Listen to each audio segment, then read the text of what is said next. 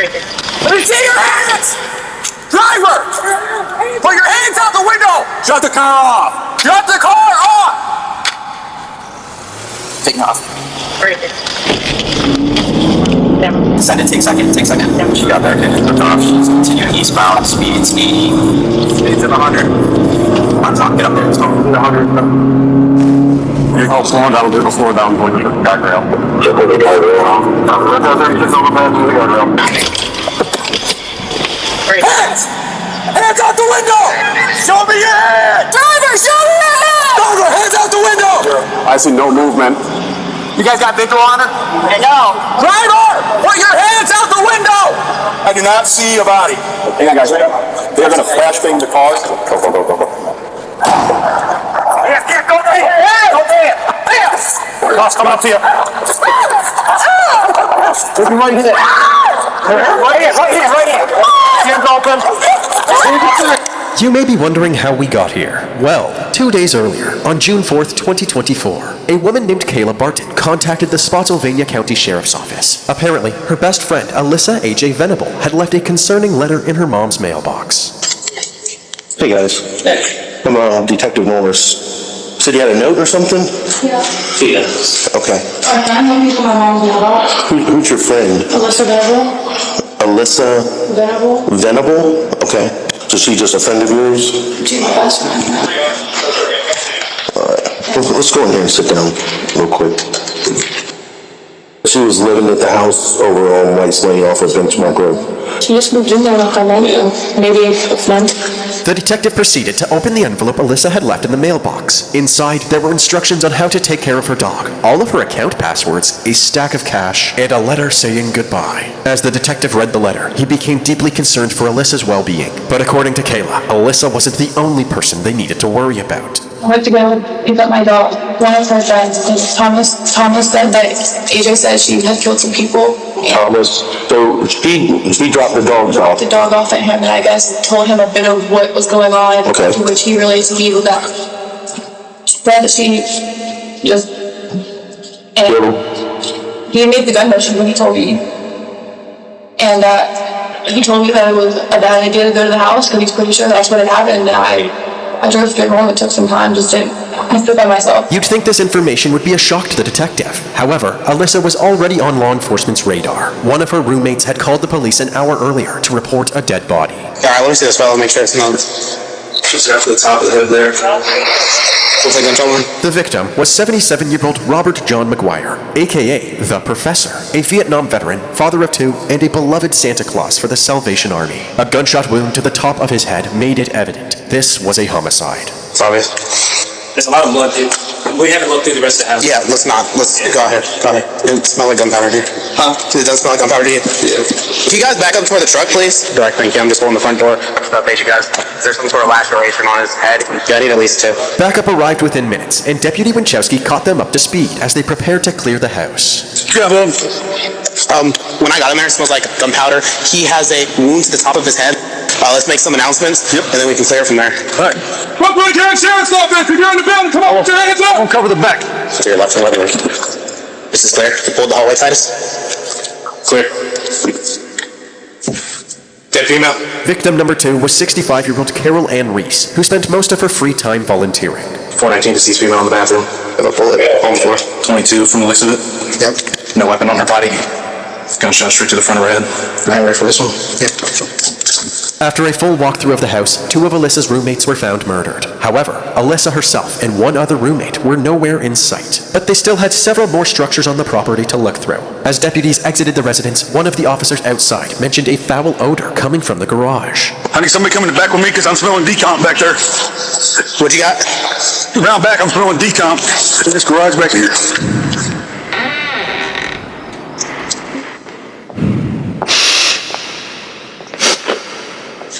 Something dead's in here. Yep. Smells like dead animal. Well, the flies are congregating over here.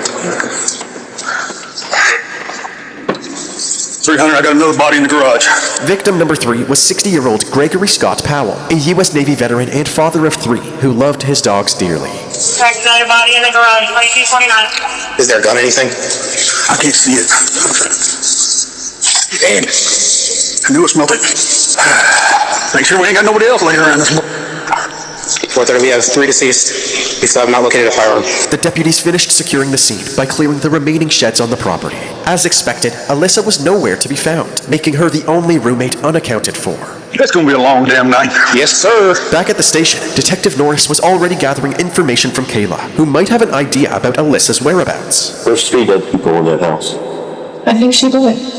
Do you ever remember seeing any type of weapons over there or any? I know that she had her grandfather's gun. Can you describe it? It's a regular looking pistol. It's a pistol. Is it like the old cowboy style that had He was a Marine. Okay. So I don't know. I'm Okay. not too keen on weaponry. Okay. Does she have any family in the area? Yes. Who does she have? A mother named Jamie Venable. She has a sister in the area. I think her name is Courtney, but she moved on bad terms. This immediately raised red flags. If Alyssa had bad blood with her sister or any other family member, they could be her next targets. Does she have a vehicle? Yes, Honda Civic. A Honda Civic? 300. Is there possibly a gray Honda Civic in the driveway? Wait. That's supposedly what Alyssa drives. I'm sorry. Yes, sir. Hey, can you get AJ's phone number from her? Got a smart thing. Let me get that number for you. I was just getting ready to write it down. All right, AJ has a weapon, a pistol. And she dropped the dogs off at about noon today to a guy by the name of Thomas. And she told him that she hurt people. Okay, well then AJ is on the run, it would appear. She just moved out of her sister's house on bad terms. Okay, we gotta get someone over to the sisters. How many people do you think you need? At the minimum 2. I'd rather them be together because there's nothing saying this chick won't ambush somebody. We might want to go check on Grandma Ma as well. Myself, 4:30, we'll be around to check with Grandma.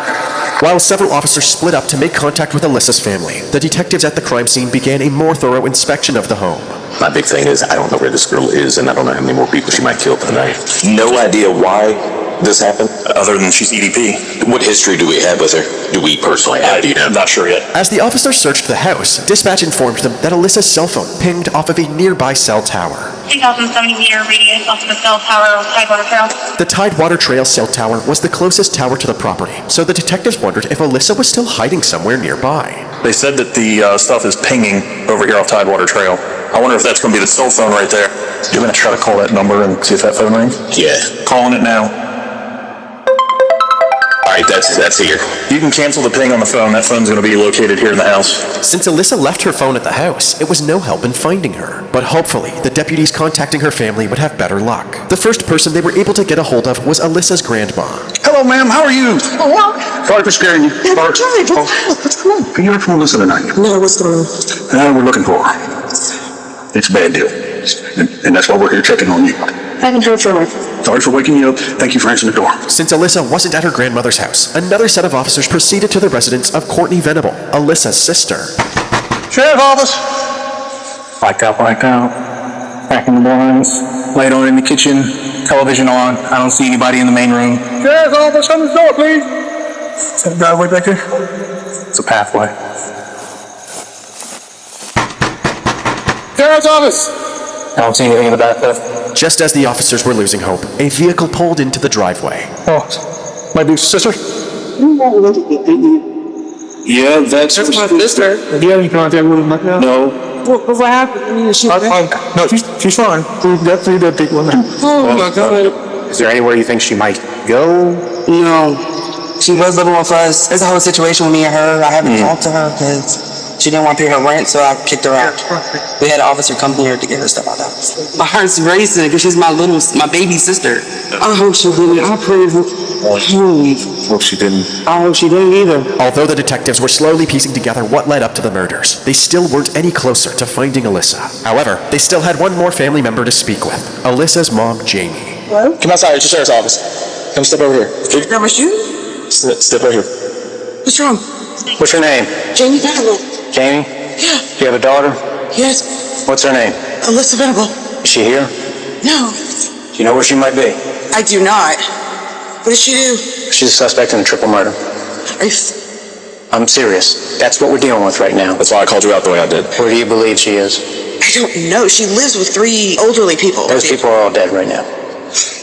Can you come in? Who else is in the house besides you? It's just me. You guys can come in if you want. You're more than welcome. You can search my house. You got any dogs in there? No. Nobody's in the house. It's just me, I promise. When was the last time you saw her? I haven't seen her in 2 weeks. We don't talk often. Here, I'll turn all the lights on. 46. Mom has not seen suspect in 2 weeks. Me and AJ don't have the best relationship.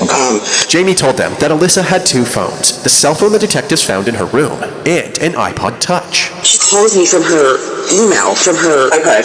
She FaceTimes me from that. I don't know if that helps. Wi-Fi only. Okay, yeah, she FaceTimes me from that. This was actually a huge blow to the investigation. iPod Touches don't have GPS, so the only way to locate the device is by tracking the Wi-Fi or Bluetooth devices it connects to. If Alyssa had turned off these settings, then tracking this device would be impossible. Can you see if you can FaceTime her? Yep. Don't let her know I'm here.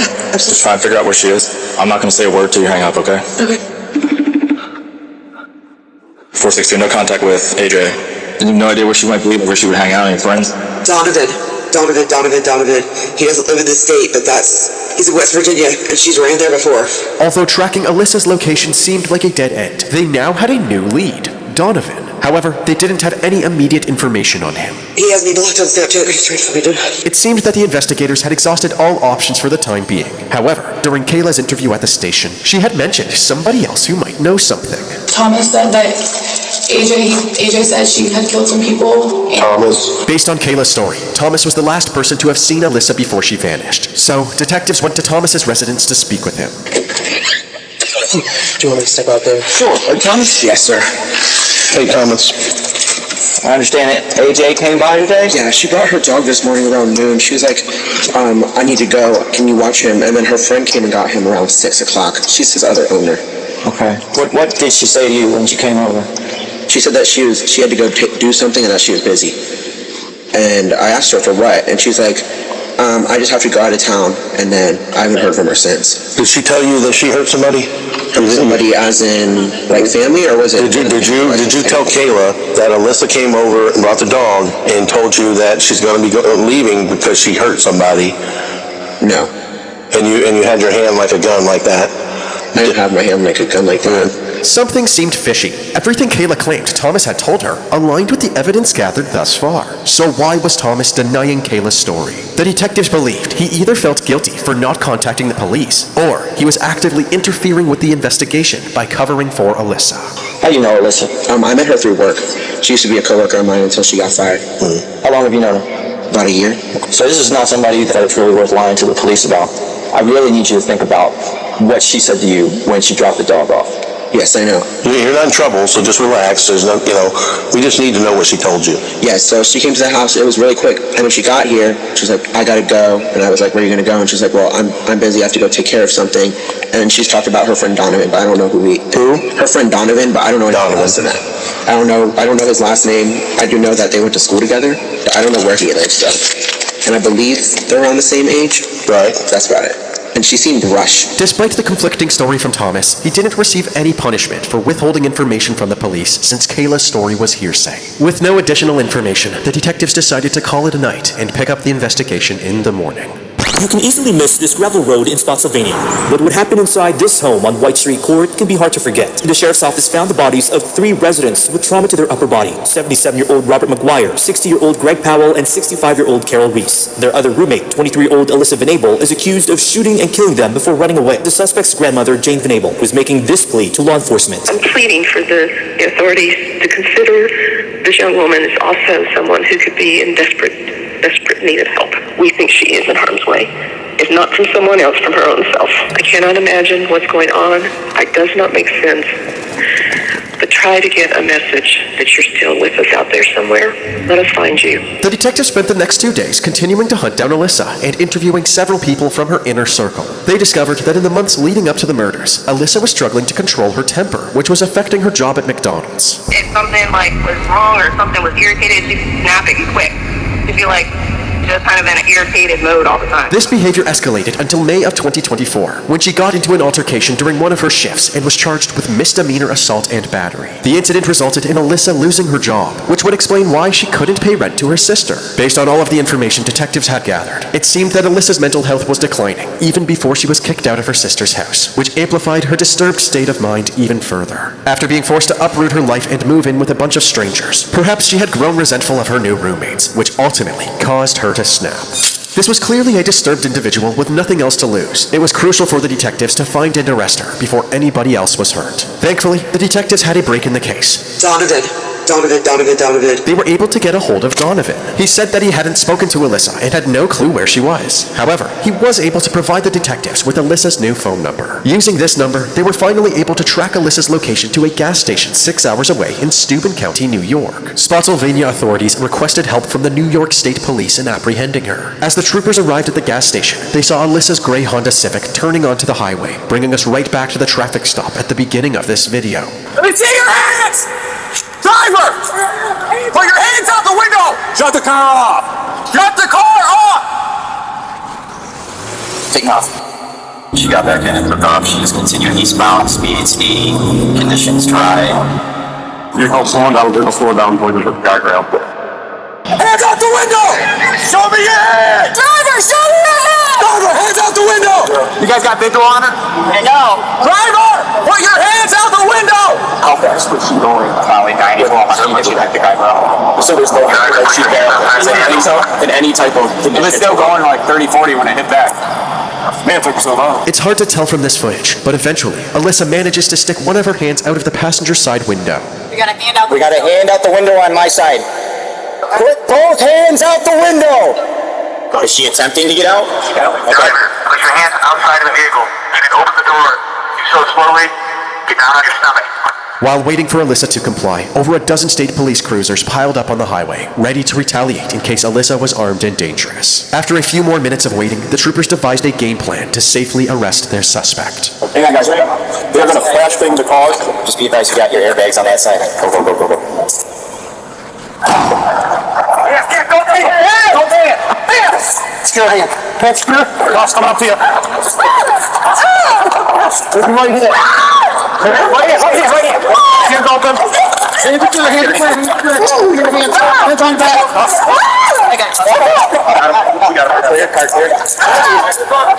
Inside the vehicle, the police found a Smith & Wesson .22 handgun, which matched the casings at the crime scene.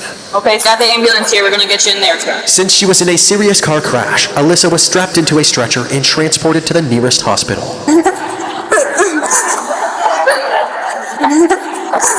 Alyssa, you are in our custody, right? You're under arrest, all right? Just so you're aware, someone about your Marine wife, all right?